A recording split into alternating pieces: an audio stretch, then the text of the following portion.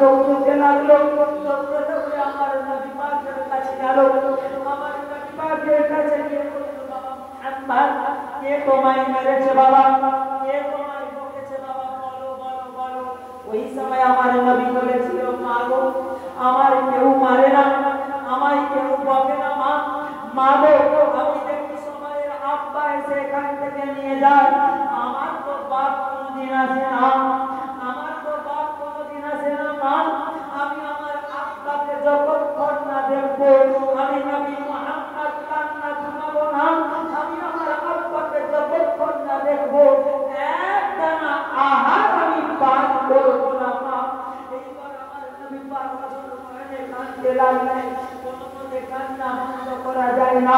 ওই সময় আমার নবী পাকের মা আমিনা কাঁদতে কাঁদতে নিজের শ্বশুরের কাছে গেল, আব্দুল মুত্তালিবকে বলতে লাগলো, ও আমার শ্বশুর আব্বা, আমার বেটা মুহাম্মদ আজকে খানা খাই না, আমার বেটা মুহাম্মদ কোনো মতে কান্না বন্ধ করছে না আব্বা। ও তার বাপকে দেখবে, ও তার বাপকে দেখবে, যতক্ষণ না তার আব্বাকে দেখবে ততক্ষণ কান্না বন্ধ করবে না। আব্বা আমি কি করবো বলো? শ্বশুর আব্বাকে বলতে লাগলো। শ্বশুর আব্বা বললো, দেখো আমি না, ও হয়তো জায়গা দেখলে বাপ দেখার কথাটা ভুলে যাবে।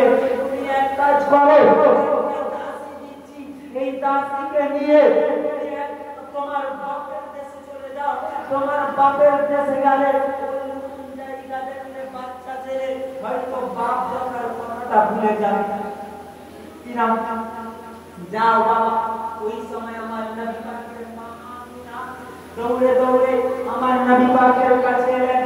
কাছে এসে বলতে লাগলেন, বেটা মুহাম্মদ, ও বেটা মুহাম্মদ, খানা খেয়ে নাও বাবা, খেয়ে নাও, চলো তোমার আব্বার সঙ্গে দেখা করতে যাব। আমার নবীর বাপ আছে? বলুন। আমার নবী পাকের বাপ নাই।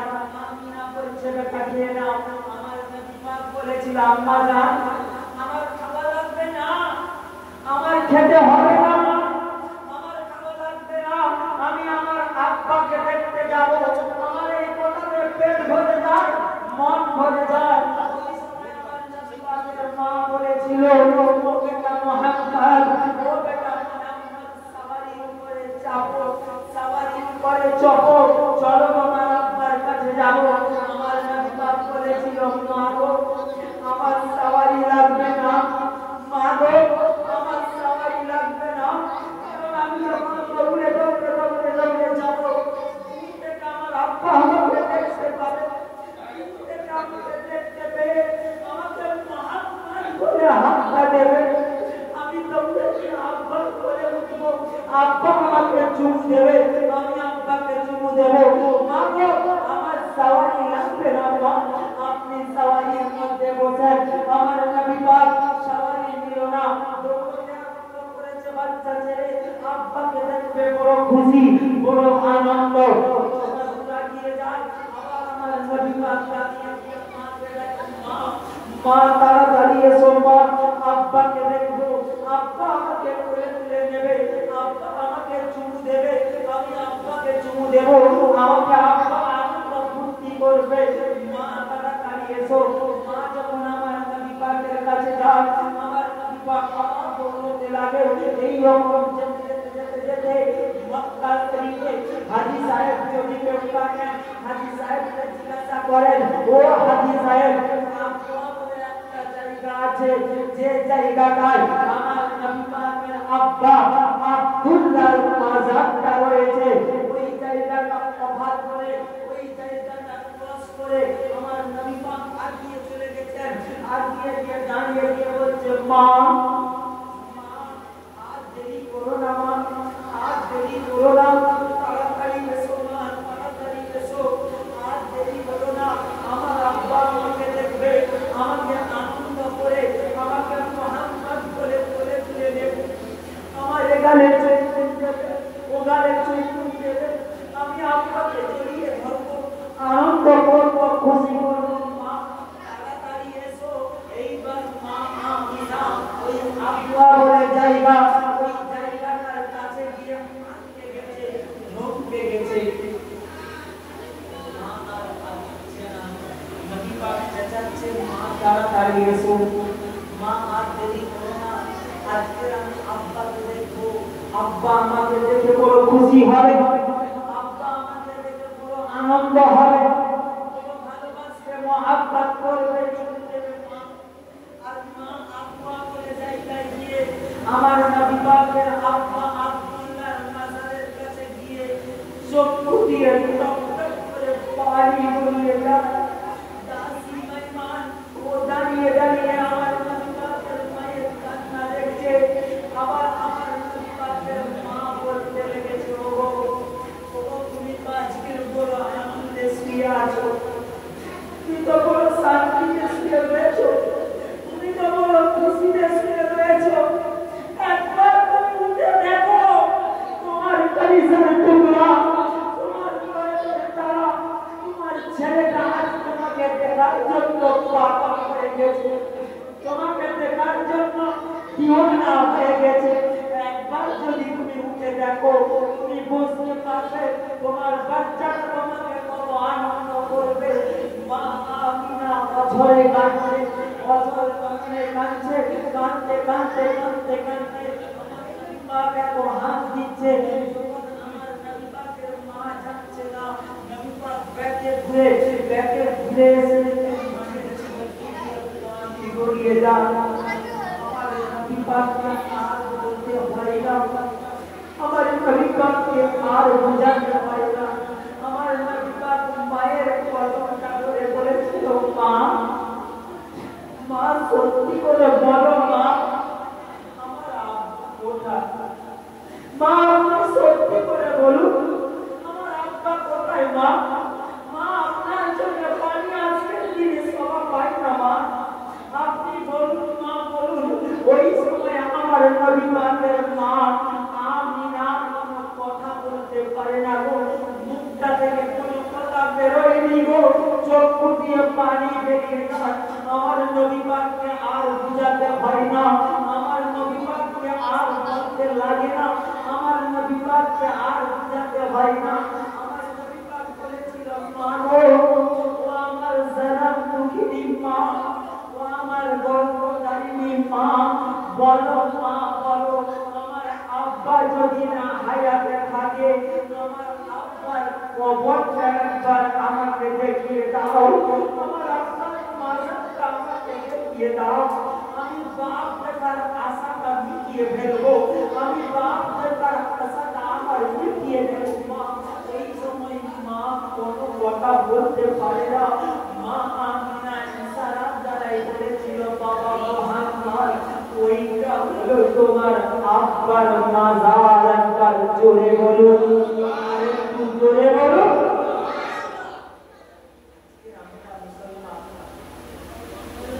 আমরা মুসলমান আমাদের 100 বছর 500 বছরের কবর আশ্রম সরকার নিয়ে নিতে চাইছে এই কথা বলে আপনি যে মুসলমান আপনার ডকুমেন্টস আছে আপনি যে মুসলমান ভারতবর্ষে আছে আপনার পরিচয় পত্র কি আছে একমাত্র আপনার পরিচয় পত্র 500 বছরের প্রবাসনা একমাত্র আপনার পরিচয় পত্র 500 বছরের মসজিদ এইটা সরকার লিখে দিতে চাইছে পার্লামেন্টে বিল পাস করতে চাইছে আপনি মুসলমান আপনি মার্কিন এসেছেন আপনার পরিচয় পত্র কি আছে আছে অন্য কিছু নয় আমার বাপ দাদার মাজারটা আমার বাপ দাদার কবরটা আছে ওয়াক্ফ সম্পত্তি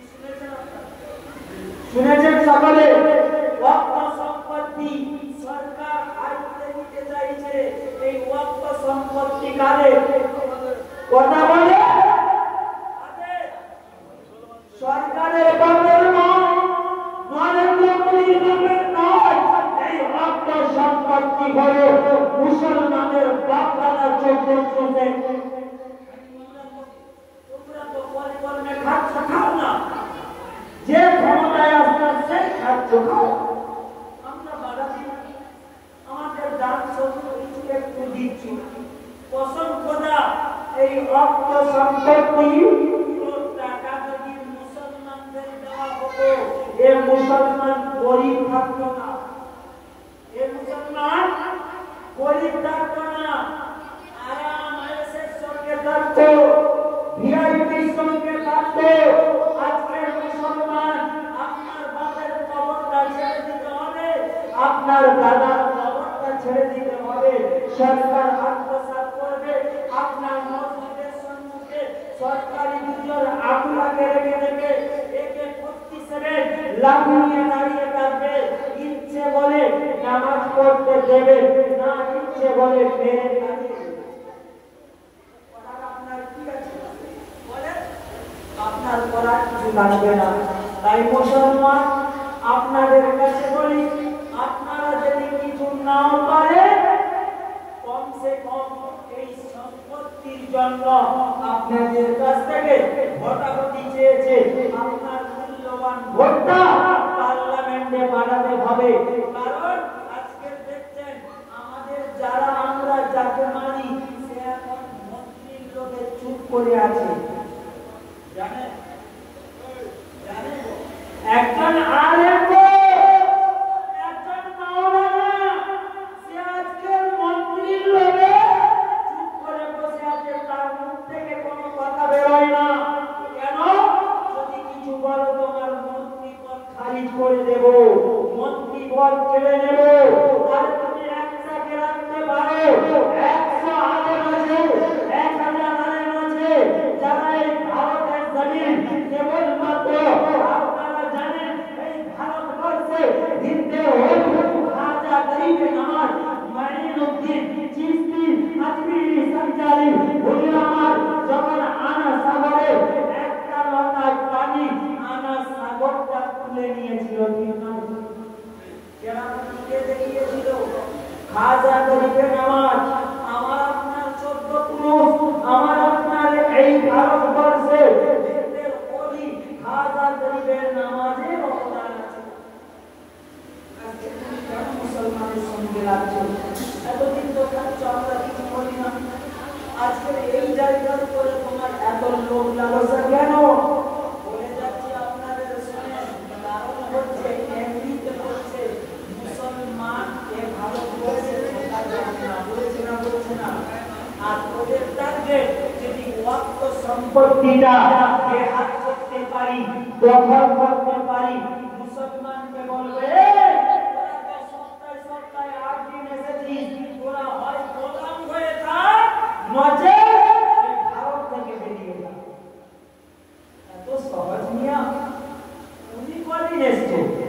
তুমি কি আজকে আমাদের দাঁড়াবে? কোথা থেকে এলে? ও বাবা, বহু মজা। তুমি আমাদের মাল খাচ্ছ, কারণ তোমার বড় মজা যে আমাদেরকে তাড়াবে। খোদার কসম মুসলমান যদি ইমানদার হন, বিন্দু মাত্র আপনার শরীরে যদি ঈমান থাকবে, বিন্দু মাত্র আপনি যদি কালেমা পড়েছেন, বিন্দু মাত্র আপনি যদি আল্লাহকে ভালোবাসেন, আপনি যদি বিন্দু মাত্র নবীকে ভালোবাসেন, সেই নবীর ভালোবাসায়, সেই আল্লাহর ভালোবাসায় আপনাকে আমাকে মায়ের প্রতিবাদ করতে হবে, ন্যায় প্রতিষ্ঠা করতে হবে। আজকে সেই বিশ্ব নবী মাহফিলে, আজকে সেই নবীনা মাহফিলে আমরা একত্রিত হয়ে বলি যে আমরা আল্লাহর ঘর মসজিদের জন্য নিজের জীবন দিতে রাজি আছি, কিন্তু আল্লাহর ঘরকে দিতে রাজি। এটাই মুসলমানের পরিচয়, এটাই মুসলমানের আল্লাহর চরিত্র, এটাই মুসলমানের কথা বসা। অনেক কথা বলে দিলাম, কষ্ট পেলেন, কষ্ট পেলেন বন্ধু আমার, দোস্ত আমার, বাধ্য বলতে হচ্ছে, কারণ আমাদের দেওয়ালের টিক থেকে গেছে, আর আমাদের কোনো উপায় নাই। এবার একটাই উপায়, জিহাদ করতে হবে। এবার একটাই উপায়, হয় শহীদ না হয় গাজী। কারণ আমাদের পূর্বপুরুষ দেখিয়ে দিয়ে গেছে কিভাবে শহীদ হতে হয়। আমরা আল্লাহর ঘরের জন্য, রাসূলের মহব্বতে, আল্লাহর মহব্বতে, ইসলামের মহব্বতে, আল্লাহর সম্পত্তির জন্য আমরা জীবন দিতে রাজি আছি, কিন্তু আল্লাহর সম্পত্তি ছাড়তে আমরা রাজি নয়। দরুদ শরীফ আল্লাহুম্মা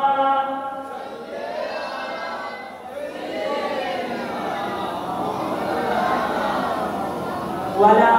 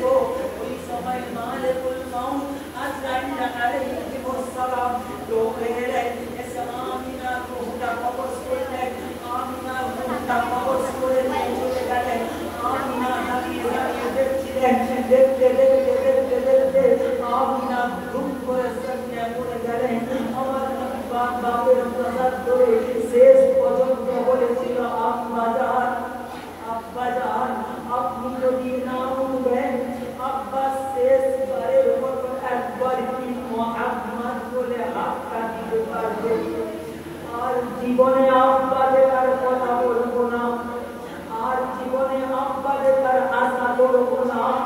আব্বা একবার মুহাম্মদ বলে হাতটা দেন আব্বা। এইবার বাবা যখন কোনো কথা বলে না, আমার নবী পাক বলতে লাগলো, আব্বা আপনি কি আমাকে এইরকম আমাকে কষ্ট দেবে আব্বা, আমাকে এত কষ্ট দেবে আব্বা? আমার নবী পাক আস্তে আস্তে আব্বার বাজার ছেড়ে মায়ের কাছে ফিরে এসে মা শুয়ে রয়েছে। আমার নবী পাক বুঝতে পারলো আমার মা শুয়ে আছে। আমার নবী পাক মাকে নিয়ে বলতে লাগলো, ও আমার মা জান, মা উঠে পড়ো, মা উঠে পড়ো, আর দেরি করবো না মা, আর দেরি করবো না মা, সন্ধ্যা হতে যায় মা।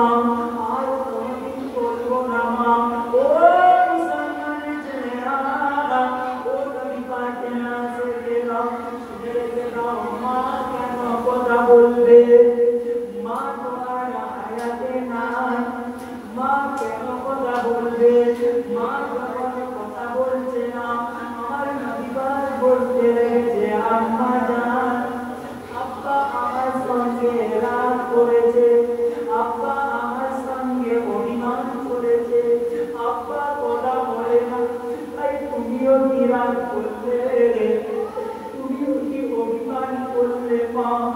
তুমি কেন করে বলছো না মা? আর জীবনে কোনোদিন আব্বা দেখার কথা বলবো না মা। মা চলো বাড়ি চলো মা, জীবনে কোনোদিন আব্বা দেখার কথা মুখে আনবো না মা। মা কেন কথা বলবে?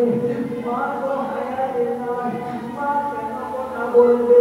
ও ছেলেরা, মা কেন কথা বলবে? মা তো হায়াতে নয়, রাশি মাইমান দাঁড়িয়েছিল, ও বুঝতে পারে না গো। রাশি মাইমান আস্তে আস্তে আস্তে আস্তে করে রাশি মাইমান কি করেছিল জানো? আমিনার নাকের কাছে ফুলো ধরলো, ধরে দেখে আমিনার শ্বাস প্রশ্বাস বন্ধ হয়ে গেছে। রাশি মাইমান কাঁদতে লেগেছে, আল্লাহ ও রব্বি আল্লাহ, কি দুঃখ, কি কষ্ট, মা ভুলে গিয়েছিলে, আমার মা চোখে দিলে। রাশি মাইমানের চোখের পানি দেখে আমার অভিমানকে আর বলতে পারিলাম, আমার অভিমানকে আর বুঝাতে পারিলাম। আমার অভিমান মাকে করিয়ে বলেছিল মা, আব্বা আমার সঙ্গে রাগ করেছে, অভিমান করেছে মা, আব্বা আমার সঙ্গে কথা বলে না মা, আব্বা যে চলে গেছে আমি জানতাম না মা। ও আমার যারা কুকিরি মা, ও আমার পাল্লা রানী মা, আজকে তুমিও যে ছেড়ে গেলে মা, আমি একটি মা বাবু না মা নাই, আজকে আমি তাকে মা বলবো। রাশি মাইমান আমার নবী পাক দুজনে বসে বসে বসে বসে বালু সরাতে লাগলো, সুরে সুরে সুরে সুরে মায়ের জানাজা করে দাফন করে দিয়ে রাশি মাইমান আমার নবী পাককে নিয়ে আব্দুল মুত্তালিবের বাড়িতে রওনা দেয়। আব্দুল মুত্তালিব আমার নবী পাককে দেখে দৌড়ে এলেন, ও বাবা রাশি মাইমান, আমার বৌমা আমিনা কোথায়? আজকে কেন আমার নাকি মুহাম্মদকে একাতে নিয়ে এলেন? আমার বৌমা কোথায় রাশি মাইমান? ওই সময় রাশি মাইমান কেঁদে ফেলে বলেছিল, ও আব্দুল মুত্তালিব, আজকে ছেলেটা এতিম হয়ে গেল, 6 মাস বয়সে বাবা হারিয়েছিল, 6 বছর বয়সে মা হারিয়ে দিল। ও আব্দুল মুত্তালিব, এই ছেলেটার লালন পালন তোমাকে করতে হবে। আমার নবী পাকের জানাজা আমার নবী পাকের লালন পালন করতে লাগলো। আব্দুল মুত্তালিব যখন ইন্তেকাল করলো, আমার ছেলে এইবার আবু তালেবের দায়িত্বে দিয়ে গেল, আবু তালেবের দায়িত্বে দিয়ে গেল, আবু তালেব দেখাশোনা করতে লাগলো। ও ছেলেরা, তোমার নবী কত কষ্ট করেছে জানো? তোমার নবী কালেমা প্রচার করতে গেল, তোমার নবী কালেমা প্রচার করতে গেল, মক্কার বড় বড় কাফেররা ইহুদিরা এসে বলতে লাগলো, তোমার ভাতিজা যদি মক্কার নেতা হতে চায়, ওকে নেতা বানাবো। তোমার ভাতিজা যদি আরবের সবচেয়ে ধনী হতে চায়, ওকে ধনী বানাবো। তোমার ভাতিজা যদি মক্কার সবচেয়ে সুন্দরী রূপসী রোমানি মেয়ে পেতে চায়, ওকে মেয়েটা দেব। শর্ত হলো একটা, ওকে কালেমা প্রচার বন্ধ করতে হবে।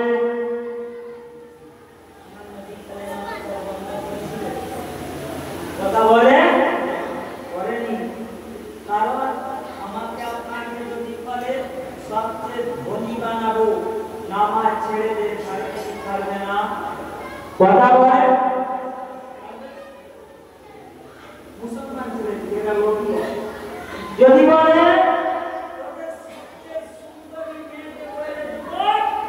নামাজ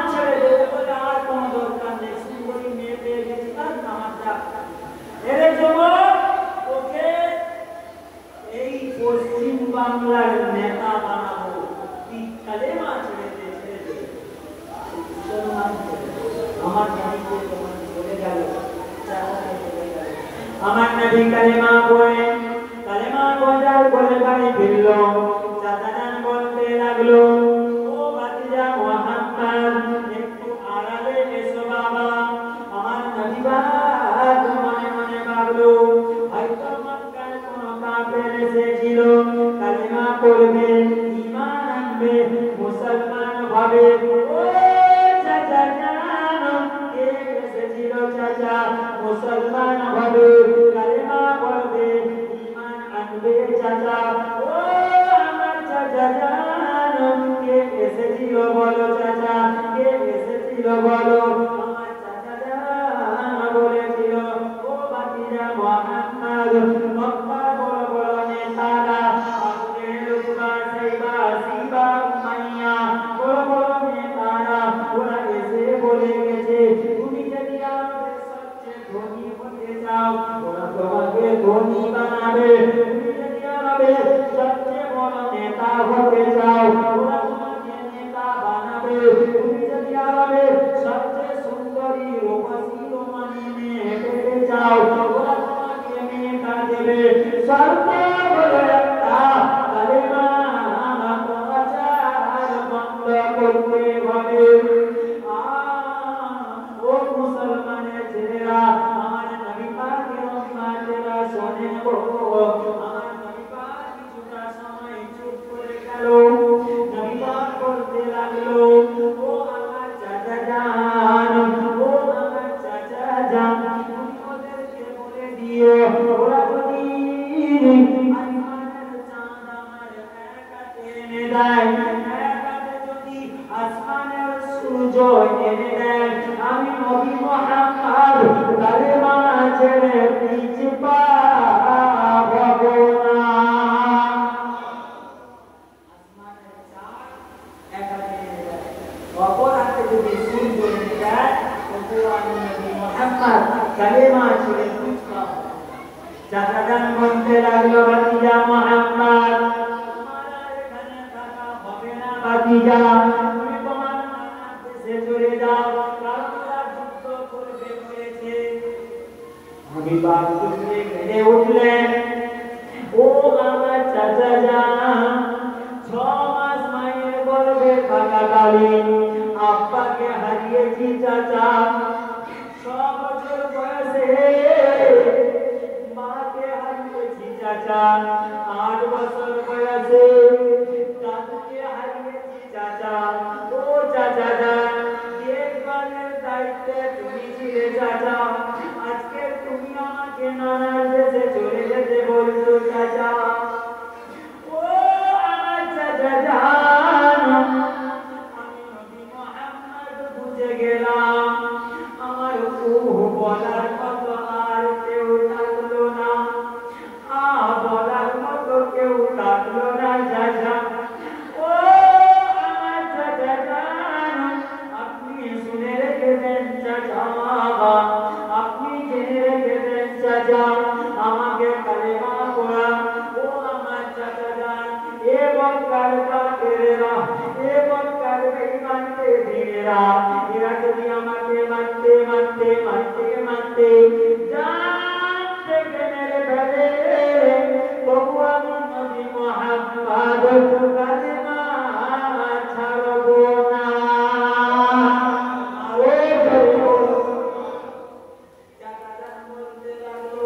ও ভাতিজা মুহাম্মদ, আমি তোমার চাচা জান বলে দিলাম, চলে যাও তুমি পাহাড়ে, চলে যাও জঙ্গলে, তুমি কালেমা প্রচার করো।